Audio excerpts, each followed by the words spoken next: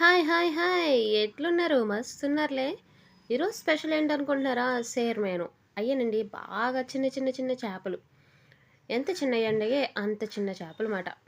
దీన్ని ఎక్కువగా శీతాకాలంలోనే దొరుకుతుంది. సో దీన్ని ఎలా వండుకోవాలి అనేది చూసేద్దామా? ఎందుకో తెలియదండి, శీతాకాలంలోనే దొరుకుతుంది. చాలా టేస్టీగా కూడా ఉంటుందండి కూర. చాలా మంచిది కూడానంట హెల్త్కి. మీరు కూడా ఒకసారి ట్రై చేసి చూడండి. ఫస్ట్గా ఒక 4-5 ఉల్లిపాయలు ఇలా కట్ చేసుకుని మిక్సీ పట్టుకోవాలి. చూసారా, చేపల్ని చెప్పాను కదా, చాలా చిన్ని చిన్ని చిన్ని చిన్ని చేపలు.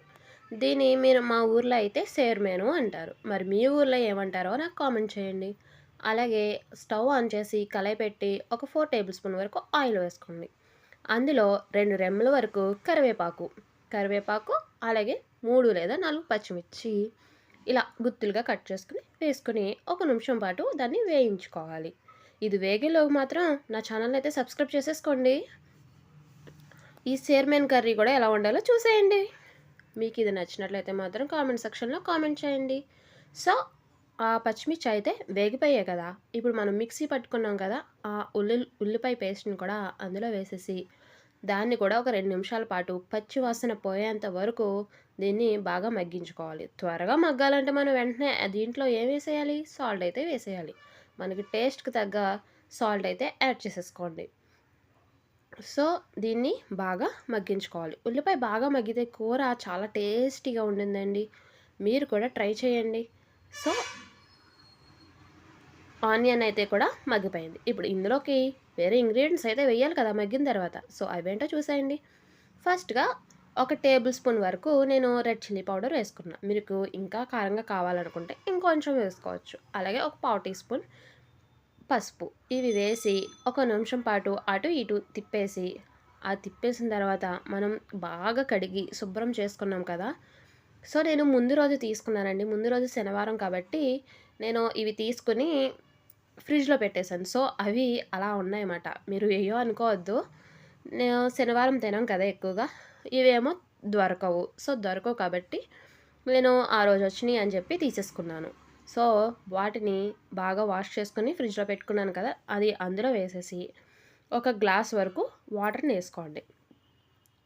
ఒక గ్లాస్ తర్వాత వాటర్ వేసుకున్నాక దీన్ని 2 నిమిషాల పాటు మగ్గనివ్వండి.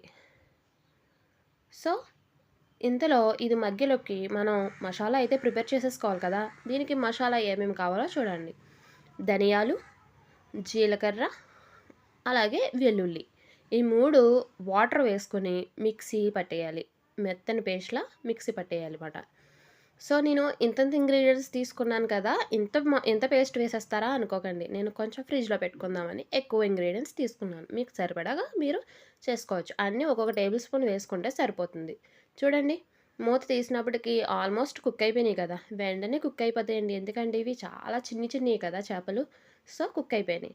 ఇందులోకి మనం మసాలా పేస్ట్ని వేసేసుకున్నాను. చూడండి, నేను 2 టేబుల్ స్పూన్లు ఉంటాయి.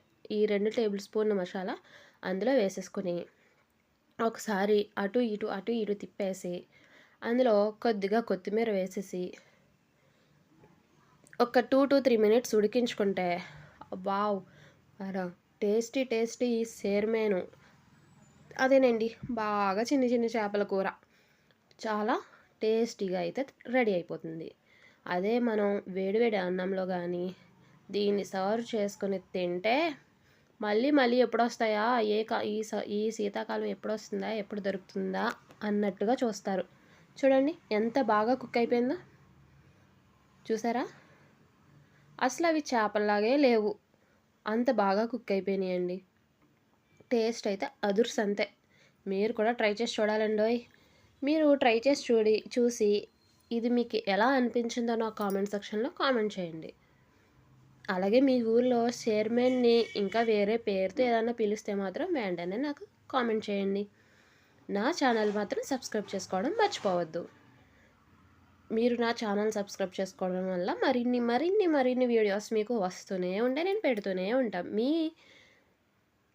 నాకు థ్యాంక్ యూ.